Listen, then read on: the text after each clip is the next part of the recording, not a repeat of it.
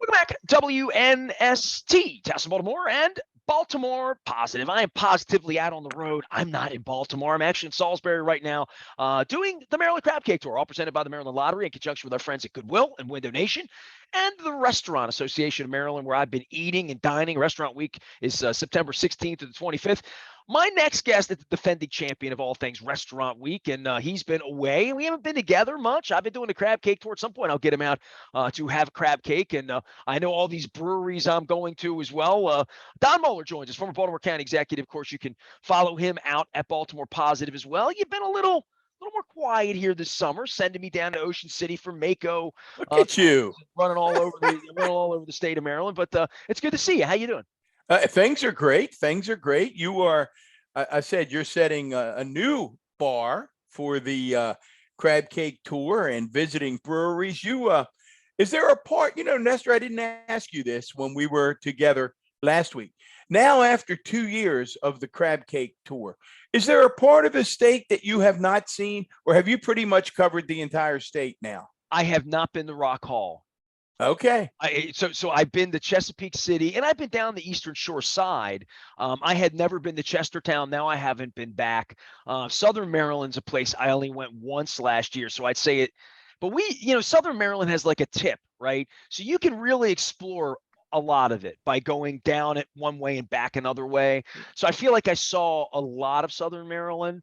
It was a rainy couple of days we were there last year, so it wasn't like the best entree for Southern Maryland. But along the Eastern Shore, I'm going back to Suicide Bridge today and getting you ready for this, Don? My third crab cake at Suicide Bridge. So when people ask me where the good crab cakes are, you should pay attention to the ones I'm eating more than once. Well, I know you were a fan of the Suicide Bridge crab cake. What makes that crab cake so special, Nestor? It's fresh. And in August, it's going to come right off a boat. The meat in the crab never went in a can. It never went, it's just really fresh. Well, we're assuming, wait a minute, tell folks where Suicide Bridge is, because last year you didn't know. So tell them where Suicide Bridge is. If you've seen a sign when you get around Cambridge, when you cross the bridge to come into Cambridge, to the north, to the left side, you'll start seeing signs, Hurlock, like the actress, Hurlock, Hurlock, Maryland. That's where it is. So it's about 12 miles north of Cambridge. If you were going more north up toward Chestertown, if you're going in that direction, that's where it is. Outstanding. Well, listen, speaking of crab cakes, I don't know if you saw on my social media page, but there has been an exciting development in Fadley's, Catonsville, which will be called the Fishmongers Daughter. Now, you and I happen to know the Fishmonger's Daughter. Who might that be? I didn't even know that fishing had mongering until my buddy my buddy Tommy up at Nick's Grill said he was a fishmonger. I'm like, man, I just learned about cheesemongers. I'm gonna have to talk to Damie Hahn about that. Damie's name came up because I'm down here. A bunch of electeds, people all over the state, are asking me about crab cakes, and there are people who aren't from Baltimore, right? Carl Anderton is a delegate who did my show with Mayor Jake Day from Salisbury this week, and he's a big Baltimore sports fan, but he's a shore boy. His nickname is Cornbread. Okay, so that's a shore boy. Yeah, he's Cornbread's his nickname. So he's not like a Baltimore guy. He's in Annapolis a lot now because he's a delegate, and guys like that, they haven't spent time in Baltimore in the way that the Fadley's crab cake or Lexington Market. They've never been to Lexington Market. They've never had a Fadley's crab cake. And they wanted to know what's different about it, what's special about it. Because people ask me that about you asked me what made Suicide Bridge so good. It's probably the freshness of the meat, in addition to the slurry, which is delicious, just sweet, fresh. I'll let you know I'm having another one today. Yeah. So I'll let you know if it's as good as I remember. I want to see. Well, back to our but the Fadley's cake is mustardy, right? So and it's uniquely mustardy. There's no other crab cake that you'll get that's anything like a Fadley's crab cake. And not just that, they're using Maryland meat, they're true blue. So you have that sweetness and the freshness and the mustard. That's Fadley's. And I think Nancy Devine gave you and I think she gave us one of the great tips of all time with crab cake. And it was new to me at the time. And now I'm a devotee. And that is that you eat them sort of lukewarm. You don't eat them piping hot. And I thought I can remember coming home and telling Linda that, and it was like, wow. And I think that really elevates the taste of the crab. I mean, you probably so crabbed out at this point. No, no, no. You can't. I had that conversation. I had that conversation with Mike Daly, who was the general manager of a beautiful place I was at in Salisbury called Mogan's Oyster House. And he brought the crab cake out, and the mayor was with me, and the secretary of kindness was with me. She's great too. You got to watch that segment. But they brought me the crab cake, and it was a really Gucci crab cake. It was served on like summer squash and sort of this stew at the bottom of it. Was really, really unique. Summer tomatoes, the whole deal. And he brought it out to me, and he's like, "Hurry up and eat that. That's going to get cold." And I'm like, "No, no, no, no, no, no, no, no. Let me explain this to you." Yeah. So I did a segment. So if you hear it on the radio at AM 1570 this week, it is there. Don Moeller is our guest. This is the Recon. We have not reconned a whole lot this summer, and crab cakes, beer, Oilers, baseball, the Ravens. We got all that. But and I've got an exciting Fadley's update from Dame this go ahead, week. give it to me.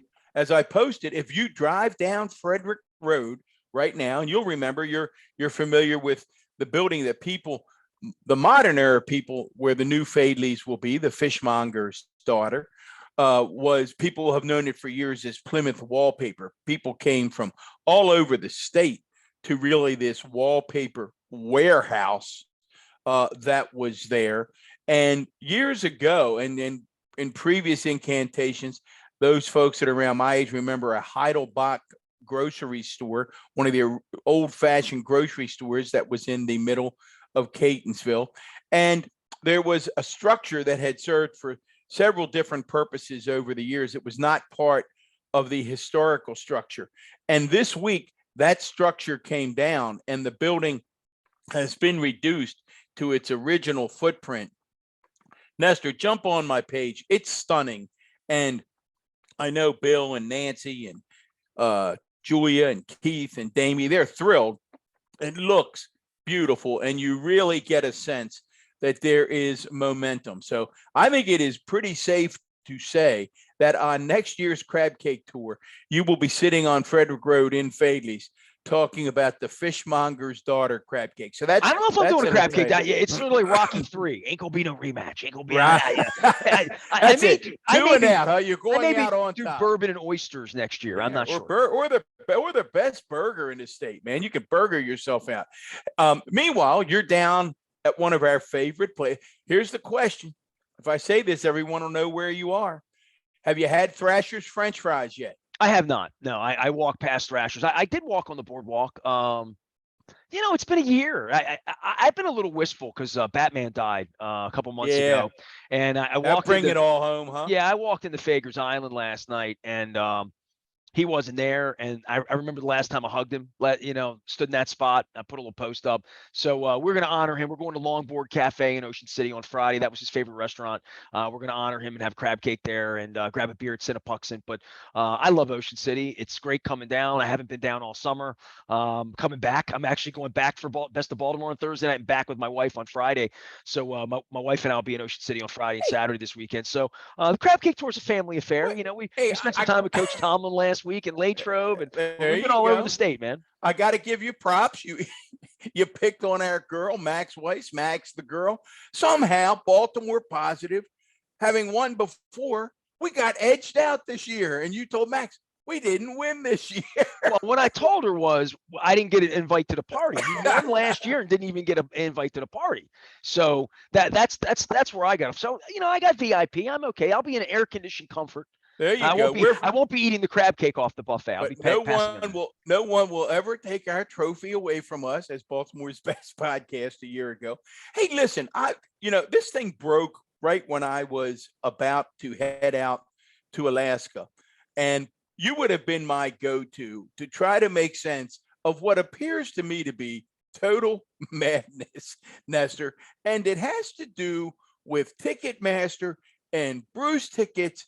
And when I saw tickets were selling for thousands of dollars, minutes after they opened up, the people, I'm with my brother and my sister-in-law and Linda on this Alaskan tour, and we're all trying to say, what is happening and who buys them at that price? And so for the dummies of us out here, educate us on what happens with tickets like that. Well, I did a huge segment with Marty Conway, who explained it at length. So I you will go definitely want listen. to go listen to Marty Conway.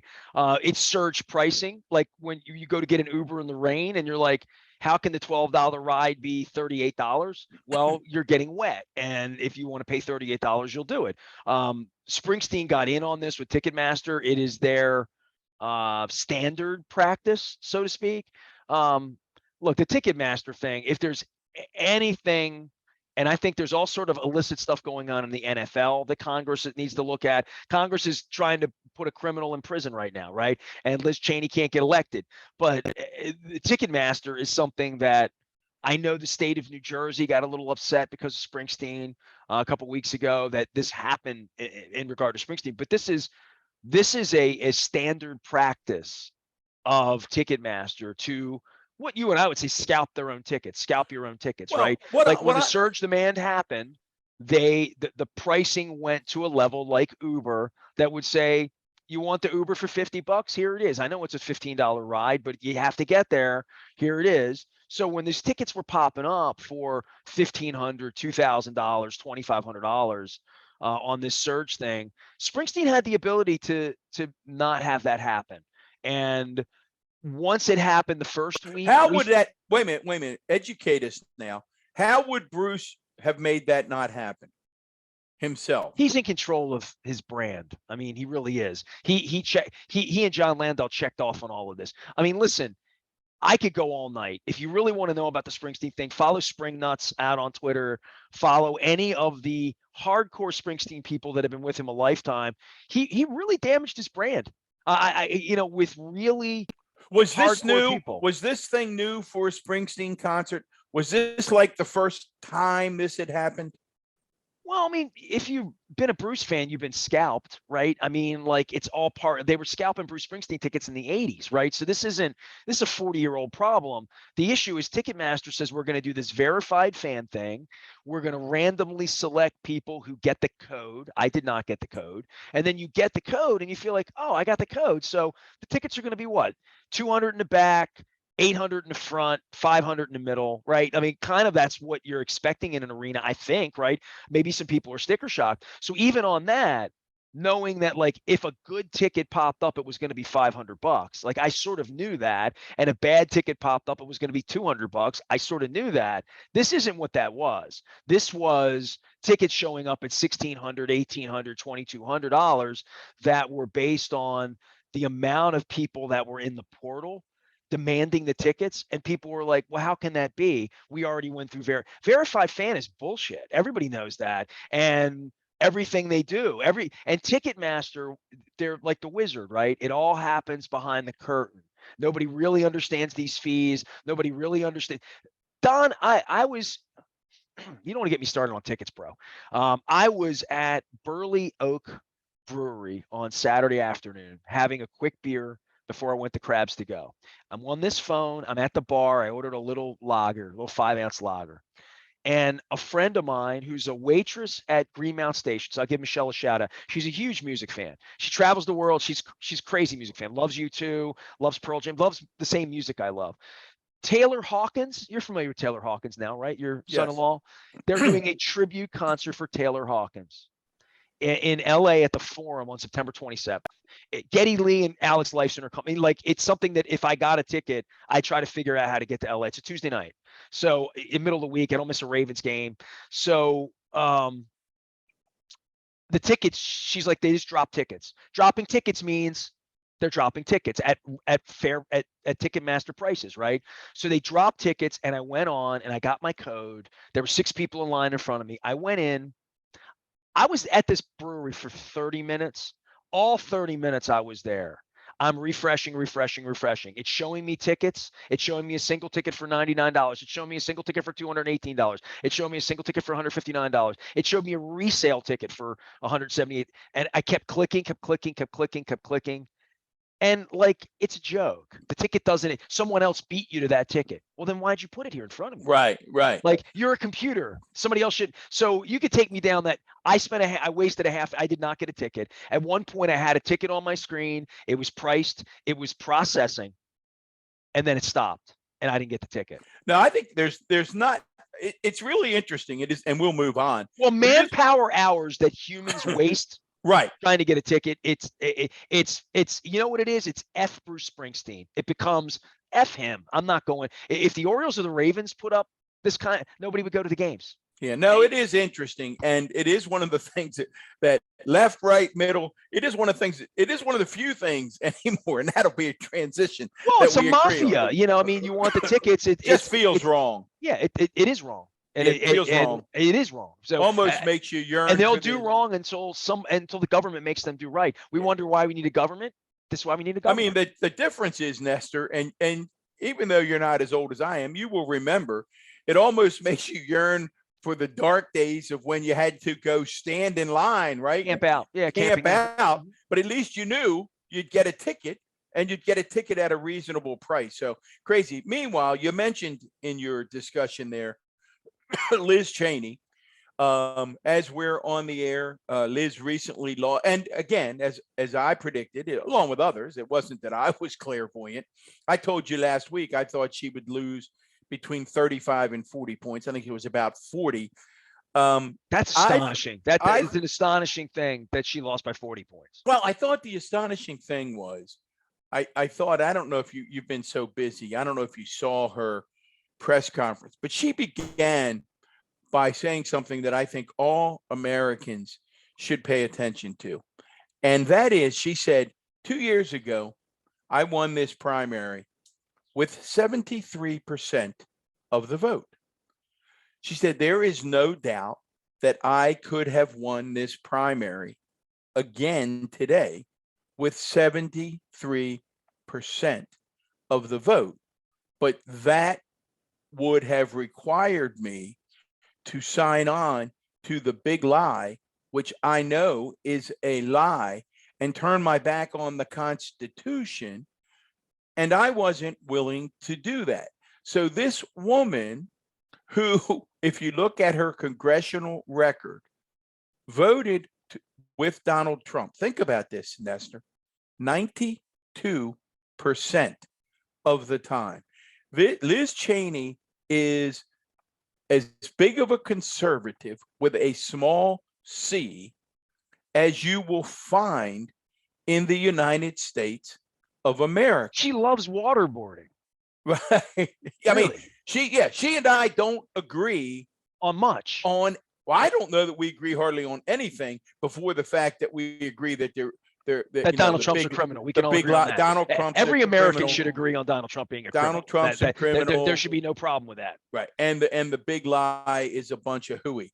So I love your term, remarkable. I think you said remarkable, astonishing, that the litmus test for Republicans is not whether you have a loyalty to the law, not whether you have a loyalty to the United States. It's fascinating, Nestor.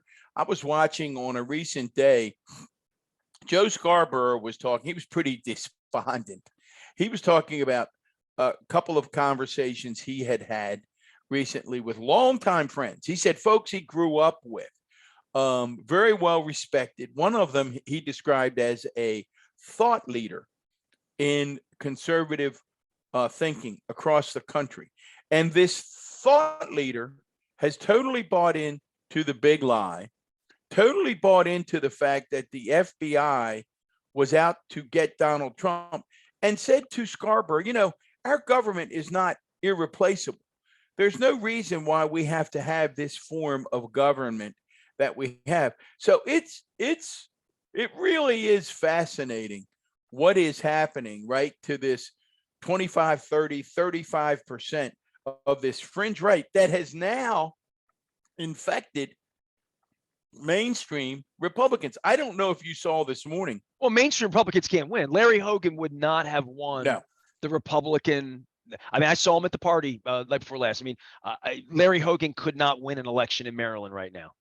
Not his own primary, let alone a general. Not his primary. He might be able to win a general because remember, Governor Hogan's poll numbers. One of the magics, I always say he had the magic sauce. I was not a fan of the way he governed. And I'll give an example of that.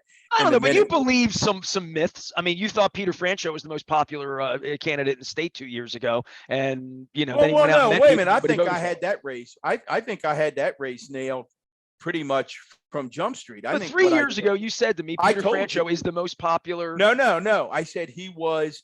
Yes, I said at that point most well known, and because of the way he had conducted himself, traveling the state, giving out gold coins and what have you, Didn't mean anything. was When extremely it came popular. time to vote for him. But early on, I told you that the warning sign for the Franchot campaign was that in poll after poll, he hovered around 20. And I kept telling you that someone with Peter Franchot's name recognition, who had been in office 40 years, his inability to break 20%, and then the final clue to what was going to happen to the Franchot campaign was when I saw the final fundraising numbers come out, and he had a total of 700 donors. And I did a double take. I thought, I wonder if that's a misprint. I wonder if that means 7,000. And I read it again, and I confirmed it with people. It was 700 voters. So he had very, very little support. But I'm saying it happens quickly. It happens quickly. And your take that I think your bigger take is that the take was that if you love Larry, you would vote for Kelly, and it didn't work that way. Right. And 10 of the 12 Republicans who voted to impeach Donald Trump will no longer be in office. It is no longer a party of conservatism. I started to tell you that there was it's really fascinating to watch how this stuff morphs, right? So the other day, in the wake of the Inflation Reduction Act, it's polling very popularly. People, obviously, I mean, your wife's diabetic. You've talked about it a lot. When you start putting a cap for Medicare recipients, at least on insulin at $35, and Democrats tried to do it for the entire nation, but Republicans wouldn't let them do it. But when you cap senior citizens, and you'll be there before long, out-of-pocket pharmacy expenses at $2,000, you're making a real difference in people's lives. That's not something that people have trouble understanding. It's like, oh, and that doesn't help black people or white people or left people or right people. That's everybody. Everybody. All of a sudden, my grandma and my grandpa and my auntie and my uncle, all of a sudden aren't spending the last years of their life worried about money like my mom. Whether they have to buy food or my parents, both of them in Dundalk, the end of their lives, whether it was dementia, we're always concerned about money. At that, being 70 and 80, it's bad enough being 50 and being concerned about money, right? So think of the difference this would have made in their life. So Republicans recognize that. But do they? I mean, Chuck Grassley's out in front of his old boots in Iowa. All of them voted against it, and now they're going to go out and campaign and say, "I screwed up your Medicare. Vote for me." Well, let's talk about Grassley, because yes, now he's flip-flopped again. He's saying, "Oh, I really was for that." See, they don't know. Here's the problem, Nestor. Grassley is a great example. It's almost like they're tied up in this rubber band. They have emboldened this 25 to 35% of the truly insane right, the Alex Jones InfoWar crowd. And they, as I said repeatedly, they can't figure out, because they're on the wrong side of so many issues that are mainstream, how to get to any kind of electoral win without the crazies. So therefore, that was the example I was going to use. This week on the far right, the Alex Jones types, they start saying, because one of the provisions in the Inflation Reduction Act is to increase the number of IRS agents to begin to make sure, really focused on the very wealthy again, to cut down on their use of loopholes and to collect the tax revenue that should be rightfully going to the government to fund a number of these programs. So what the far right started to say was they're going to be 87,000 more IRS agents and they're going to have AR-14s, and they're coming into your house locked and loaded. Now, 20 years ago, had someone said that, even mainstream Republicans would have said that, guys, that's nonsense. The IRS agents are going to be coat and ties, women in work attire, sitting at desk, going over tax returns. They're not coming into your house with an AR-14. But this week, 20 years later, what did we have? We have Ted Cruz. We have Marco Rubio. We have Chuck Grassley. We have Kevin McCarthy, all saying the IRS agents are coming after you with an AR-14. It's inexplicable. And you know what, Nestor? It is really, really dangerous. I mean, really dangerous. And you and I talk about lies always are, right? Lies are dangerous. Somebody is going to get killed. That gentleman that went into the FBI building a week or two ago easily could have killed somebody. Someone now is going to kill an IRS agent. And these Republicans will be saying it's so horrible. Thoughts. No, guys, stop it now. Now, Mike Pence, again, trying to read the tea leaves, because I don't give Mike Pence much credit. He knows he doesn't have much of a lane either. And he knows Trump has and DeSantis have sucked up 100% crazy lane. They're coming at you with AR. Well, Larry Hogan thinks he's running for president, yeah. right? And Liz Chaney. Now, what Larry Hogan and Liz Chaney may do is they may shine such a light on Donald Trump if he's not in jail. And I think you and I at this point, I've come full circle. I was always cautious about putting a former president in jail. You were always more adamant, like my wife was. Guy broke the law, put him in jail.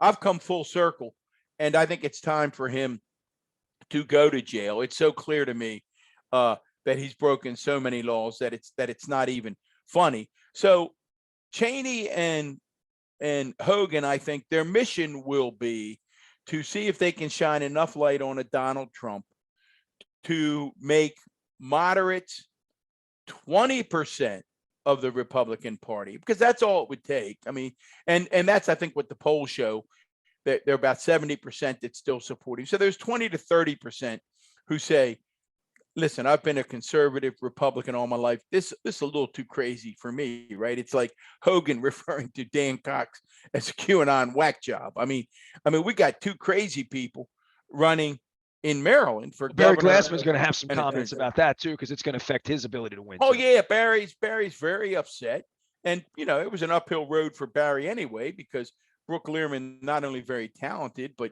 you got the Democratic registration advantage in Maryland, and Brooke's very, very capable. Barry had his work cut out anyway, and then these two made Barry's path much. Do you know what that number is exactly? The advantage, the Democratic advantage. It's is 65-35? What is it? I'd have to. Is it 68-32? I want to get a real number on it. I'll give it to you. I'll tell you what. Let me research that. You do it. And I'll come back with. But in well, here it is. In the state of Maryland, I've got it. In 2020, there were 2.2 million Dems and 1 million Republicans. So 2 to 1. 67%. Yeah. 2 to 1. 2 to 1. So really hard for a Republican. That's what made Hogan's win so significant. And it's interesting, rather than pursue the Hogan model across the country, and this is probably a good place to wrap it up, rather than do that, they've chosen to nominate pretty much insane people in gubernatorial slots and in senatorial slots. And I would just say, Nestor, as we get you back to your crab cake tour, if people are not paying attention to the Pennsylvania senatorial campaign, particularly the commercials. I mean, John Fetterman is having more fun with Dr. Oz and Dr. Oz forgetting the name of Wegmans, talking about crudité. I mean, Republicans have nominated it. They really he doesn't live in Pennsylvania. Right. Well, you saw your boy Stevie Van saying, "Hey, Doc, Stevie VZ here.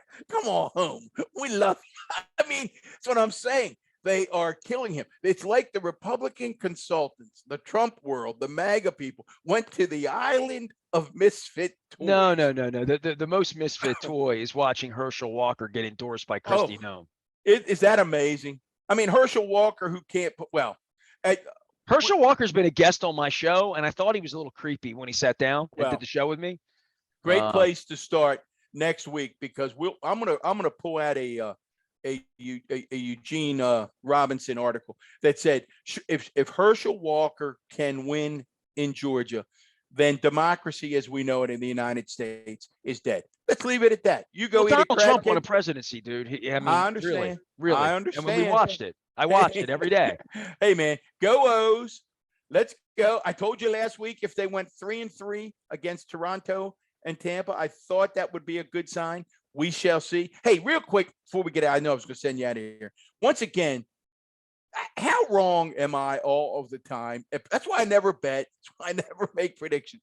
2 months ago, I said that Austin Hayes was the Orioles MVP, was really going to be, of the kids they've grown up, the star of stars. He's a 5-tool player.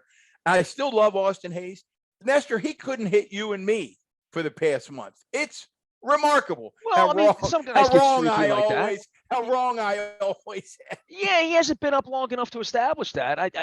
Look, they're better and they're for real, and the next 6 weeks is going to be fun. It is going to be fun. Go eat some crab cakes. Go say hi to all our friends down there at Mako, man. Give me a full report. Don Moeller, former Baltimore County executive, joining us here, as always, on the Recon. We are taking the Maryland Crab Cake Tour all over the state. I'm back at home all next week. We're going to be in Eldersburg on Wednesday at Liberatories. We're also going to be out in Westminster, Rock Salt Grill, next Friday. And we have confirmation.